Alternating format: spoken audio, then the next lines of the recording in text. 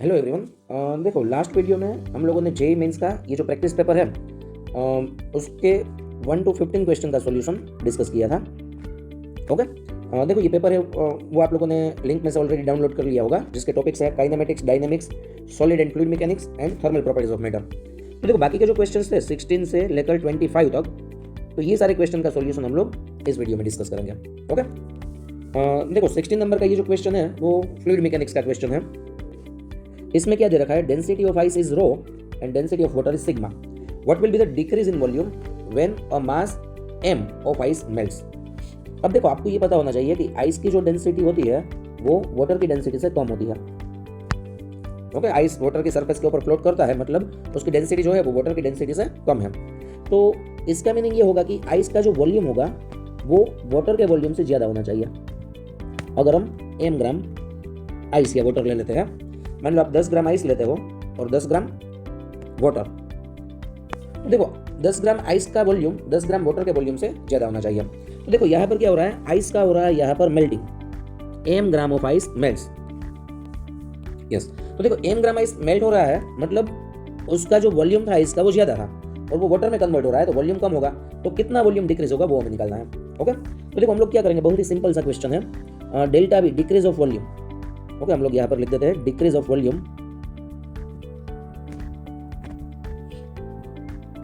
Delta B is equal to volume of ice minus volume of water. अब देखो वॉल्यूम का फॉर्मूला होता है mass by density of ice minus mass by density of water. ठीक है, देखो मास कॉमन हो जाएगा दोनों में से, और यहाँ पर आपको आइस की डेंसिटी दे रखी है, डेंसिटी ऑफ आइस इज रो, तो आइस की डेंसिटी यहाँ पर मैं रख देता हूँ 1 by rho ice is rho minus 1 by water की डेंसिटी दे रखी है सिग्मा। तो देखो ये आंसर होना चाहिए इसका, इतना वॉल्यूम डिक्रीज होगा m into 1 by row minus 1 by sigma. देखो सी ऑप्शन के साथ हमारा आंसर मैच हो रहा है, तो ये क्वेश्चन का आंसर सी होगा। ओके। देखो नेक्स्ट ये वाला क्वेश्चन, ये भी फ्लूइड मैकेनिक्स का है। देखो इसमें आपको यूट्यूब का प्रॉब्लम दे रखा है, क्या दिया हुआ है, vertical U tube of uniform inner cross section contains mercury in both the sides of its arm. A glycerine of density 1.3 gram per centimetre cube column of length 10 cm is introduced into one of its arm।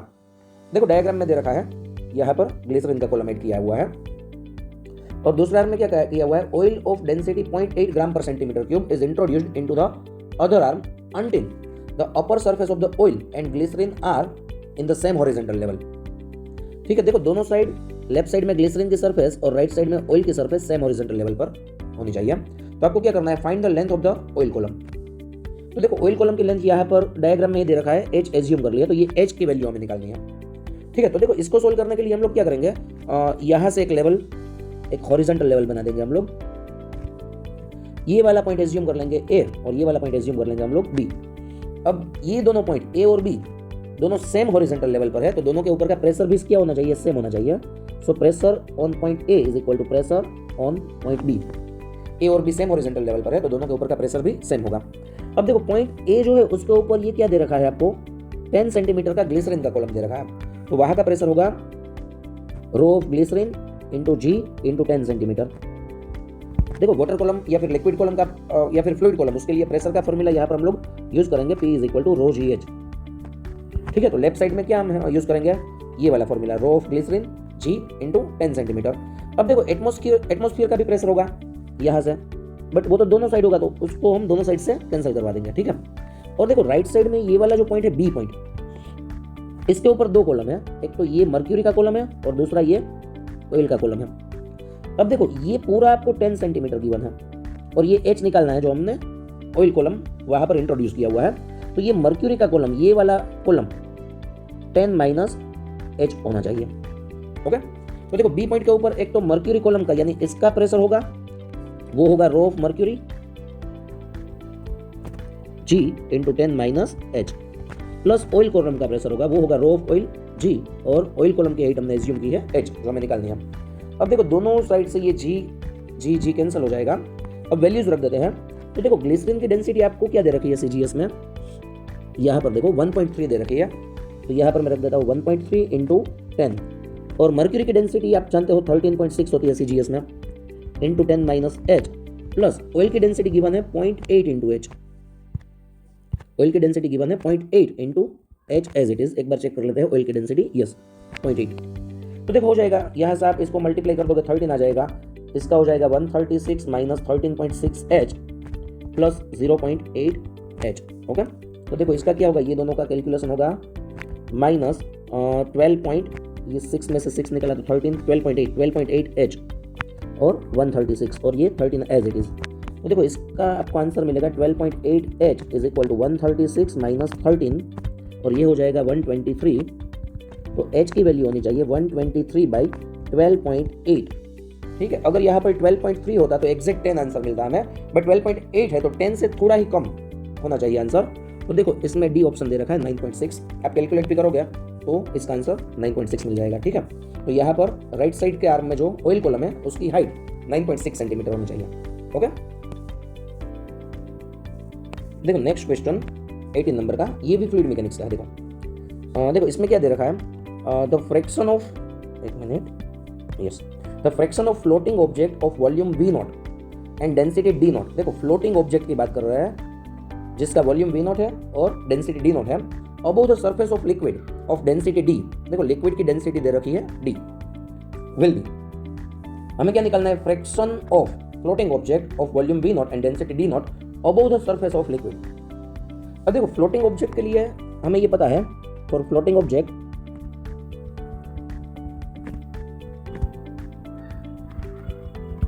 Density of object is equal to x% of density of liquid.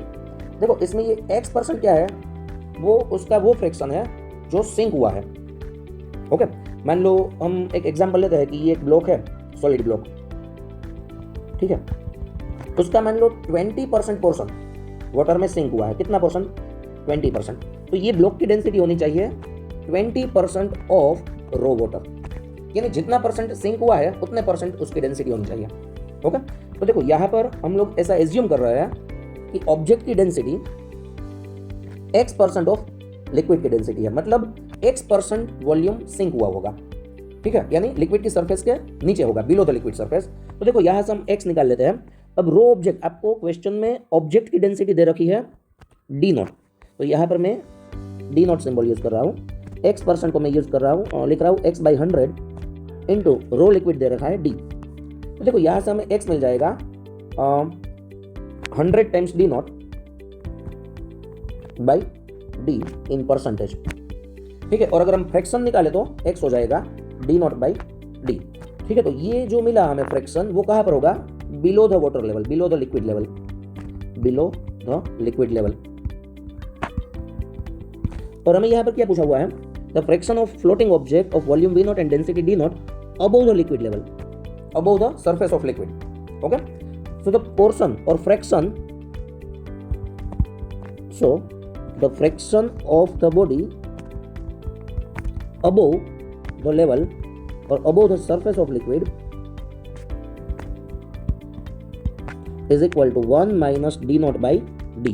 Okay, तो above the liquid surface, ये fraction floating object का ये question में answer आएगा। ठीक है, तो देखो 1 minus D naught by D होना चाहिए। ओके, यानी अगर आप एलसीएम ले लोगे तो आपको ये सी ऑप्शन मिल जाएगा, D minus D naught by D. देखो D minus D naught by D. Okay, देखो नेक्स्ट क्वेश्चन देखते हैं। देखो ये थर्मल का क्वेश्चन है।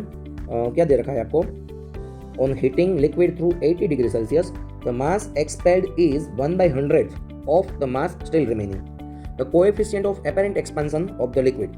अब देखो गामा एपेरेंट का फॉर्मूला है, coefficient of apparent expansion gamma apparent is equal to delta V apparent by V delta T.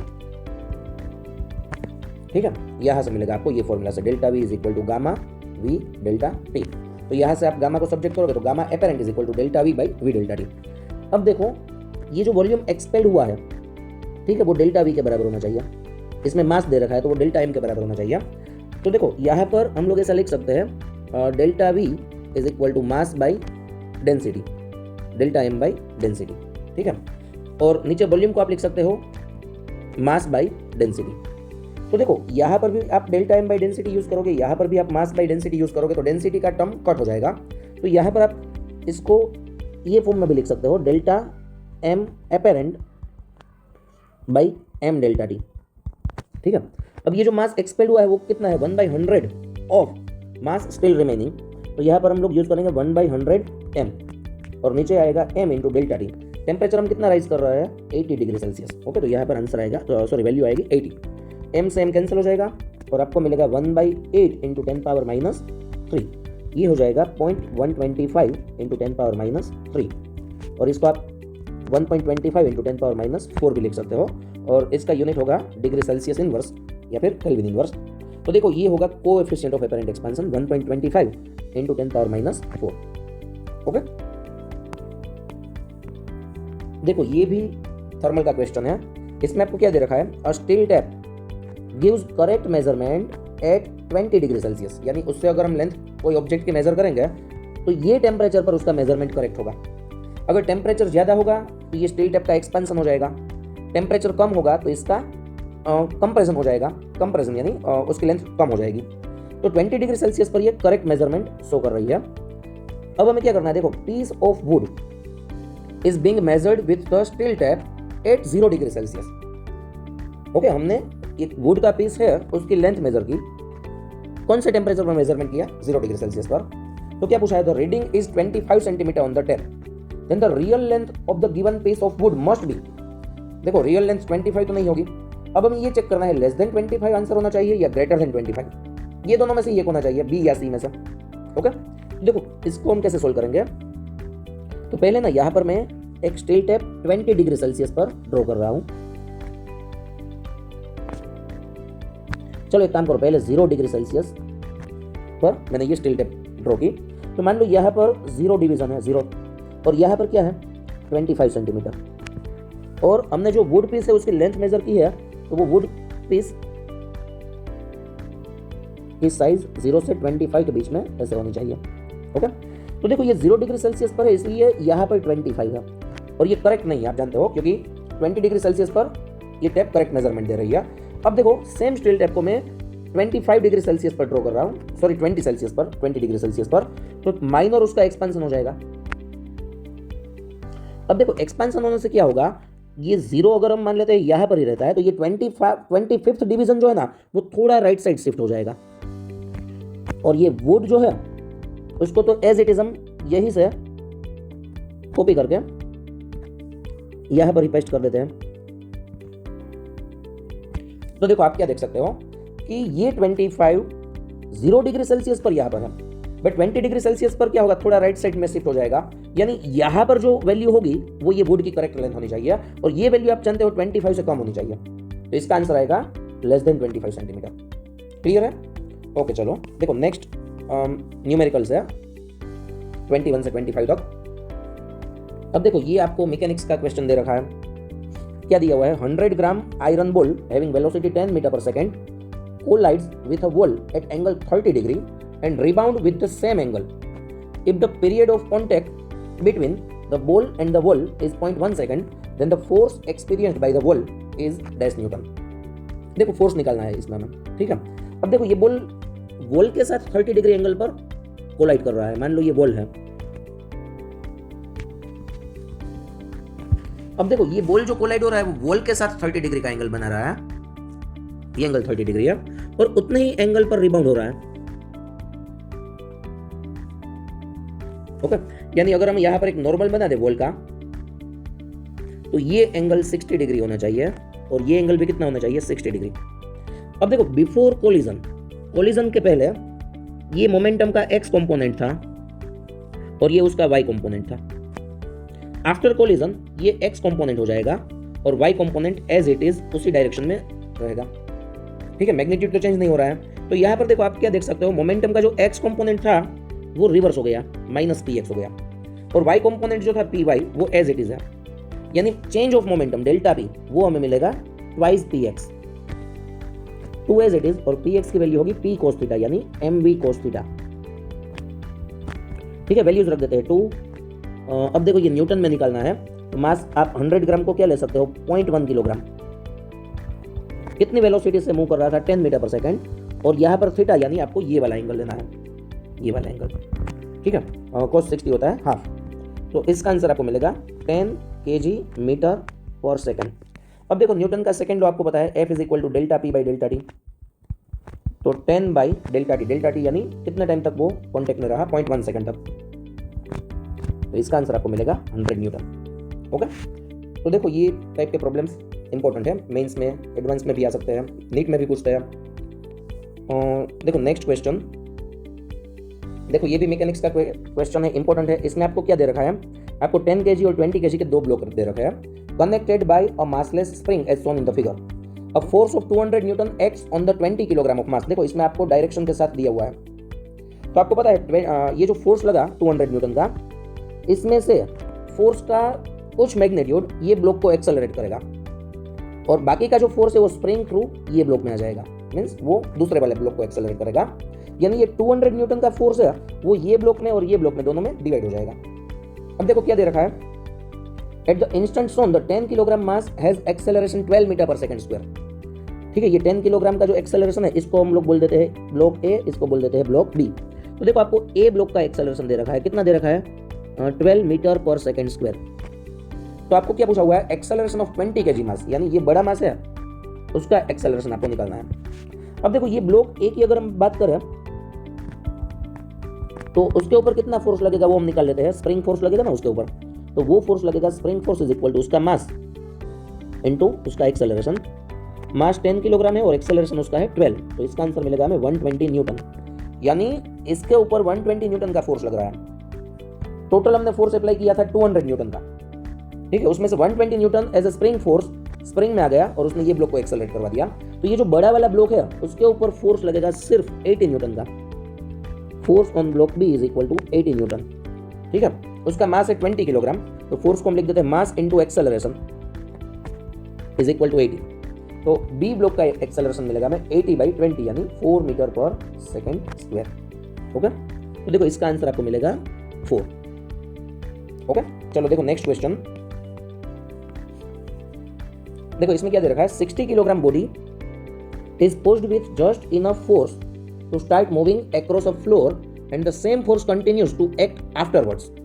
The coefficient of static friction and sliding friction are 0.5 and 0.4 respectively, then acceleration of the body is dash meter per second square. देखो कितना हमें इसके ऊपर force लगाना है, उतना ही force लगाना है ताकि वो just enough to force to start moving across a floor. तो देखो मोशन स्टार्ट करवाने के लिए मिनिमम में जो फोर्स लगाना होगा वो लिमिटिंग फ्रिक्शन जितना होगा, और उसका फॉर्मूला होता है म्यू एस इंटू एन। ठीक है, अब देखो आपको कोएफिशिएंट ऑफ स्टैटिक फ्रिक्शन दे रखा है 0.5 और n की वैल्यू यहां पर होगी mg यानी 60 इंटू 10। तो देखो इसका आंसर आपको मिलेगा 300 न्यूटन। तो इसकी मोशन जस्ट स्टार्ट करवाने के लिए 300 न्यूटन का फोर्स हमें लगाना होगा और इतना लगा रहे हैं, और फिर वही फोर्स को कंटिन्यू हम अप्लाई कर रहे हैं। बट आपको पता है कि मोशन स्टार्ट होने के बाद, आफ्टर मोशन स्टार्ट होने के बाद ये जो ब्लॉक है उसके ऊपर काइनेटिक फ्रिक्शन यानी कि स्लाइडिंग फ्रिक्शन लगेगा, और इसका फॉर्मूला होता है म्यू के इंटू एन, एन यानी mg। ठीक है, मोशन कंटिन्यू चालू ही रहेगी और मोशन चालू है तब उसके ऊपर स्लाइडिंग फ्रिक्शन लगेगा। पहले जब आप उसको मोशन स्टार्ट करवाना चाहते हो तो आपको उसके ऊपर लिमिटिंग फ्रिक्शन जितना फोर्स लगाना होगा, और आप जानते हो लिमिटिंग फ्रिक्शन होता है वो काइनेटिक फ्रिक्शन या फिर स्लाइडिंग फ्रिक्शन से बड़ा होता है। इसका मीनिंग ये है कि आपको मोशन स्टार्ट करवाने के लिए ये फोर्स अप्लाई करना होगा, उसके बाद आप इससे कम फोर्स से भी मोशन उसकी कंटिन्यू रख सकते हो। बट क्वेश्चन में ये दे रखा है कि same force continues to act afterwards, यानी मोशन शुरू होने के बाद भी उतना ही फोर्स लगा के रखा है। तो एक्सेलरेशन क्या मिलेगा, तो देखो मोशन स्टार्ट होने के बाद काइनेटिक फ्रिक्शन यानी स्लाइडिंग फ्रिक्शन हम निकाल लेते हैं। तो ये म्यू के की वैल्यू दे रखी है 0.4 और mg की वैल्यू है 600। ओके, तो इसका आंसर आपको मिलेगा 240 न्यूटन।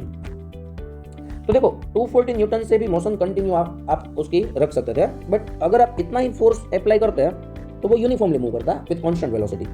बट आप इससे ज्यादा फोर्स अप्लाई कर रहे हो तो अब ये एक्सेलरेट होगा। ठीक है, तो कितने फोर्स से एक्सेलरेट होगा, तो net force is equal to mass into acceleration. ठीक है, आप जो फोर्स अप्लाई कर रहे हो वो है 300 न्यूटन का, और उसको अपोज कर रहा है स्लाइडिंग फ्रिक्शन, वो है 240 का, यानी आप नेट फोर्स लगा रहे हो यहाँ पर 60 न्यूटन का। देखो उसका मास क्या दे रखा है, इसका मास दे रखा है आपको 60 किलोग्राम इंटू ए, तो यहाँ पर एक्सेलरेशन मिलेगा हमें 1 metre per second square. Okay, चलो तो यहाँ पर मीटर पर सेकेंड स्क्वायर में ही फाइंड करना था, तो इसमें आंसर आएगा 1। देखो नेक्स्ट क्वेश्चन,